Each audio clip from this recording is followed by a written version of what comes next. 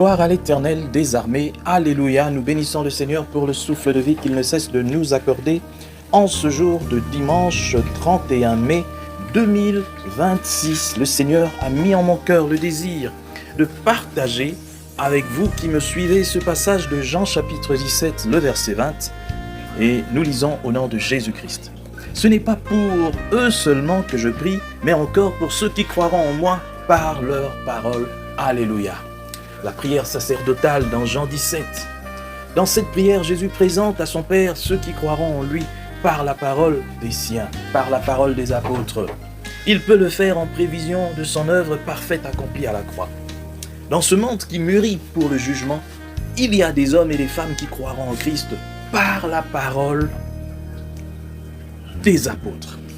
Nous tous qui avons cru, c'est par la parole des apôtres. Mais rappelons-nous qu'autrefois sous la loi, tous les messages sortaient du sanctuaire. À combien plus forte raison sera-t-il de la même sous la grâce? Notre message sera fructueux dans la mesure où nous vivons sur la terre notre position en Christ glorifié. Mon frère, ma sœur, pour que cette prière sacerdotale ait de l'effet sur toi, sur ton ministère, sur l'œuvre que toi tu as accomplie en Christ, il faut essentiellement que tu sois en Christ. Il faut essentiellement que ton ministère soit un ministère bâti sur la parole du Christ, parce que ça va se perpétuer. On ne peut pas emmener quelqu'un à Christ autrement que par la parole. Il n'y a que la parole de Christ qui peut emmener une âme à Christ. Je n'ai jamais vu quelqu'un convaincre quelqu'un de quelque chose, le convaincre pour qu'il donne sa vie à Christ, mais avec une autre parole. Ça ne peut pas se faire. Il n'y a que la parole de Christ pour emmener des âmes à Christ. Or, cette parole doit sortir, comme c'est fut dans le temps avant Jésus, du sanctuaire qui était saint. Ça doit sortir aussi des personnes qui marchent dans la crainte de Dieu. Et marcher dans la crainte de Dieu, aujourd'hui, nous bafouons un peu cela. Nous pensons que marcher dans la crainte de Dieu, c'est être exempt de tout péché spectaculaire. Moi, je ne bois pas, moi, je ne fume pas, moi, je ne cours pas les femmes, moi. Mais ton cœur, le Seigneur Jésus savait bien que pour être pur, il faut que le cœur soit pur. Garde ton cœur plus que toute autre chose. C'est de là que viennent les sources de la vie.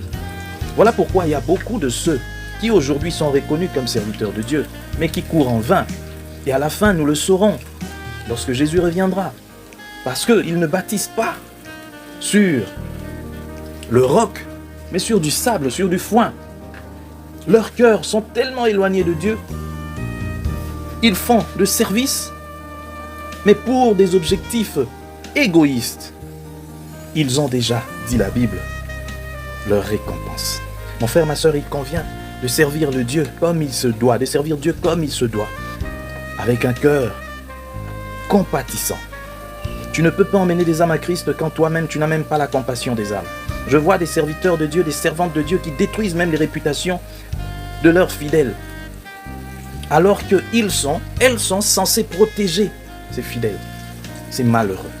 Que Dieu bénisse sa parole, que Dieu bénisse tous qui m'ont suivi, que cette parole atteigne les extrémités de la terre, dans le nom précieux du Seigneur Jésus-Christ.